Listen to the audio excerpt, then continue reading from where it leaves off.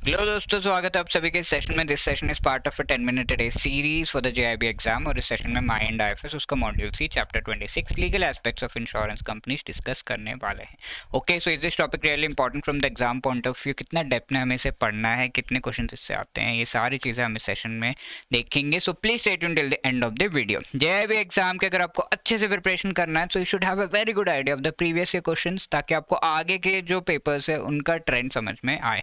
Right, तो previous year questions और उनसे derive most important topics and MCQs का बहुत बढ़िया एक डॉक्यूमेंट हमने बनाया है, जो आप डाउनलोड कर सकते हैं by clicking the link given in the description of this video. तो आज का हमारा टॉपिक है चैप्टर 26 का, जो इंश्योरेंस कंपनीज पे हम डिस्कशन कर रहे थे, उसमें लीगल एस्पेक्ट्स हम पढ़ेंगे।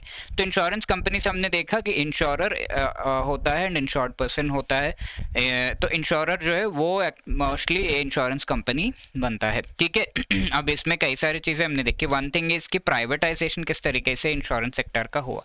तो फर्स्ट प्राइवेट प्लेयर्स के लिए ये ओपन था। 26% तक फॉरेन डायरेक्ट इन्वेस्टमेंट भी यहाँ पर लाया जा सकता था, यानी कि फॉरेन इन्वेस्टमेंट भी इंश्योरेंस एंटिटीज़ में किया जा सकता था। इंश्योरेंस कंपनीज में कम्प्लीटली तो नहीं, बट एटलीस्ट 26% तक का स्टेक होल्ड करने का जो राइट है वो दिया जा रहा था कि 100% अगर यहाँ पर है तो इसमें से एटलीस्ट 26% तक बाहर कंट्रीज से आप पैसा ले सकते हैं, नॉट मोर देन दैट। इस लिमिट को इंक्रीज़ किया गया 74% जो है वहाँ तक 2021-22 के बजट में, ठीक है।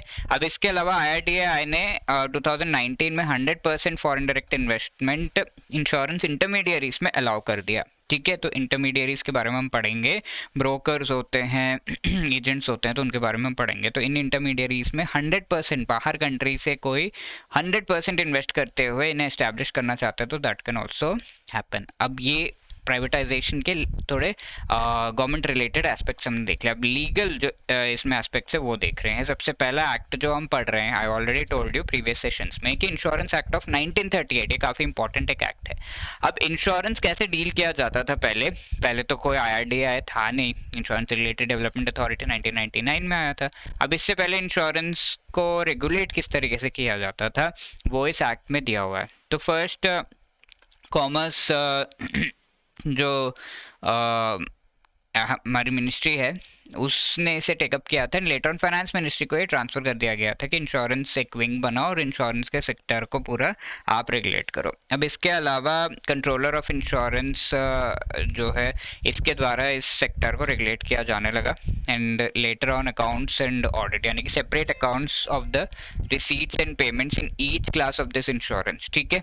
तो यहाँ पर बताया गया कि इंश्योरेंस का जो ईच एंड एवरी क्लास है उसमें सेपरेट रिसीट, सेपरेट पेमेंट जो है आपको करने होंगे, सेपरेटली मेंटेन करना होगा जो भी इंश्योरेंस कंपनी एस्टैब्लिश हो रही है। It's and every type of insurance, like अब फायर इंश्योरेंस दे रहे तो सारा फायर इंश्योरेंस से रिलेटेड इन्फॉर्मेशन एक जगह एक अकाउंट में, और मेराइन इंश्योरेंस अलग से, इस तरीके से, ठीक है। फाइनेंशियल एंड अदर डॉक्यूमेंट्स इनसे रिलेटेड आपको मेंटेन करना होगा, ये चीज़ कहा गया।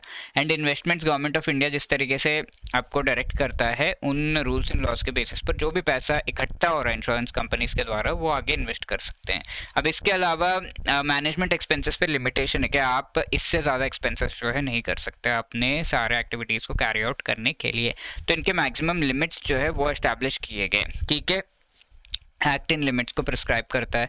अब इसके अलावा प्रोहिबिशन रिबेट्स पे, यानी कि अगर कोई इंश्योरेंस ले रहा है तो उसको कोई गिफ्ट वगैरह देकर आप ये इंश्योरेंस नहीं ले सकते, आपको फाइन लग जाएगा as an agent, as a broker, as insurance company 500 रुपये का। गवर्नमेंट ऑफ इंडिया इसमें इन्वेस्टिगेट कर सकता है एंड फर्दर आप पर जो है जो भी पेनल्टीज है वो लगा सकता है।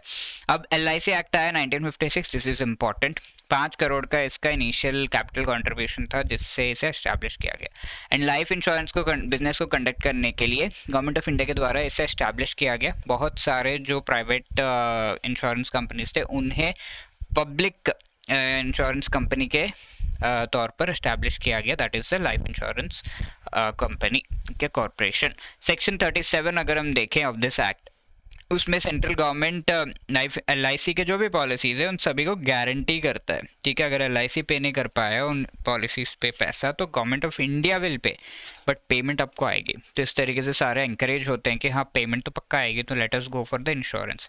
बट LIC के ULIP policies, unit linked insurance policies, which means कि आपने अगर इन्वेस्ट किया है तो आप ये भी बता सकते हैं कि इंश्योरेंस में पैसा दिया है, ये भी बता सकते हैं कि आप कहाँ पर इसे जो है इन्वेस्ट होता हुआ देखना चाहते हैं, कितना प्रॉफिट्स आएगा उससे, उसके बेसिस पे, ठीक है। तो यूलिप पॉलिसीज उन्हें कहते हैं। तो इस तरह के पॉलिसीज में एटलीस्ट गवर्नमेंट, सेंट्रल गवर्नमेंट का कोई गारंटी नहीं है। अब सेक्शन 38 ऑफ दिस एक्ट में दिया हुआ रेस्ट्रिक्शन है LIC के वाइंडिंग अप में, एक्सेप्ट अगर सेंट्रल गवर्नमेंट ऑर्डर्स दे, ठीक, कोई और ऑर्डर देगा तो नहीं, बट सेंट्रल गवर्नमेंट ऑर्डर्स देगा तब LIC को वाइंड अप भी किया जा सकता है। इसके अलावा ये तो हो गया लाइफ इंश्योरेंस। पहले हमने नॉर्मली इंश्योरेंस का देखा था सब टाइप का, अब लाइफ इंश्योरेंस का एक्ट देखा, अब जनरल इंश्योरेंस का एक्ट देखते हैं। General insurance business nationalisation act of 1972, section 39C of Indian constitution में हमने कहा कि हम प्रॉपरली जो वेल्थ है उसके डिस्ट्रीब्यूशन को इंश्योर करेंगे। तो उस चीज़ में कई बार सेफ्टी बहुत इंपॉर्टेंट हो जाता है, तो उससे रिलेटेड है इंश्योरेंस। अब GIC 1973 में GIC को फाइनली टोटली एस्टैब्लिश किया गया, उसके 4 सब्सिडियरीज को भी एस्टैब्लिश किया गया, इन 4 सब्सिडियरीज को GIC के साथ लिंक किया गया। इसके अलावा इस पर्टिकुलर थिंग का ऑब्जेक्टिव क्या है? शेयर्स को एक्वायर करना। जनरल इंश्योरेंस कंपनी का इस पर्टिकुलर एक्ट का ऑब्जेक्टिव है इकोनॉमिक डेवलपमेंट है। GIC जनरल इंश्योरेंस के थ्रू इकोनॉमिक डेवलपमेंट को भी सपोर्ट किया जाएगा। और GIC को एस्टैब्लिश करने के लिए 75 करोड़ रुपीज़ का इनिशियल पेड अप कैपिटल की रिक्वायरमेंट थी। LIC के लिए कितना था? Do you remember? Let me know in the comment section. और इन हेल्दी कंपटीशन वगैरह जो इसका LIC जनरल इंश्योरेंस का बिजनेस है उसमें ये प्रमोट करेगा, ठीक है। तो these are the things, these are the different legislations and acts. अब ये क्वेश्चन है आपके लिए, सेम क्वेश्चन जो मैंने पूछा, paid up equity capital of LIC उसके एस्टैब्लिशमेंट के टाइम पे कितना था, ये आपको आंसर करना है इन द कमेंट सेक्शन। अभी इंश्योरेंस पेनिट्रेशन यहाँ पर पूछा गया, तो insurance penetration is what? Insurance premium amount divided by GDP into 100%, ये इंश्योरेंस पेनिट्रेशन है, ठीक है। अब ये प्रीमियम अमाउंट की अगर हम बात करें 10,000 रुपये है, GDP कितना है? 10 लाख रुपए है, ओके। तो if we multiply both of these कितना आएगा? 2 0 2 0, अब 1 2 3 4 4 0 4 0, तो दिस इज 1%, ठीक है। तो that is why C would be the right answer. Clear है ये चीज़ ना, क्या डिवाइड करना है। अगर यहाँ पर पूछा होता इंश्योरेंस डेंसिटी के बारे में तो हम कैसे कैलकुलेट करते, what would be the answer? इसमें हम इंश्योरेंस प्रीमियम अमाउंट लिखते हैं, बाय पॉपुलेशन करते हैं, ठीक है, 1000, तो 10 rupees is the insurance density. Clear है ना कैसे कैसे ये चीज़ें कैलकुलेट करनी है? बस ये फॉर्मूला याद रखना है, कुछ नहीं, बहुत सिंपल कैलकुलेशन, एग्जाम में आता भी है 1 मार्क 2 मार्क के लिए, तो यू कैन आंसर। अब इसके अलावा आपको इन एग्जाम्स के अच्छे तरीके से प्रिपरेशन करने के लिए we have come up with wonderful courses जो आप यहाँ पर ऑप्ट कर सकते हैं। And the best one for you would be the master course. Master course में सारे जो चारों कंपोनेंट्स है, चारों पेपर्स हैं, उनसे रिलेटेड बहुत ही बढ़िया शॉर्ट रिकॉर्डेड वीडियोस के थ्रू ये सारे जो टॉपिक्स है ईच एंड एवरी टॉपिक को कवर किया गया कॉम्प्रिहेंसिवली। इसके अलावा each and every paper, each and every chapter से रिलेटेड आपको MCQs प्रोवाइड हो जा रहे हैं, chapter wise MCQs, chapter wise notes, and each and every component में फुल लेंथ मॉक टेस्ट भी अवेलेबल है। अब एग्जाम से पहले रिविजन करना भी काफ़ी जो है डिफ़िकल्ट हो जाता है, तो आपके लिए लाइव क्लासेस कंडक्ट किया जा रहा है ताकि एग्ज़ाम से पहले बहुत ही बढ़िया तरीके से आपकी रिविजन हो जाए, ठीक है। अब इसके 2 वेरिएंट्स हैं मास्टर कोर्स के, 8 मंथ्स एंड 12 मंथ्स के।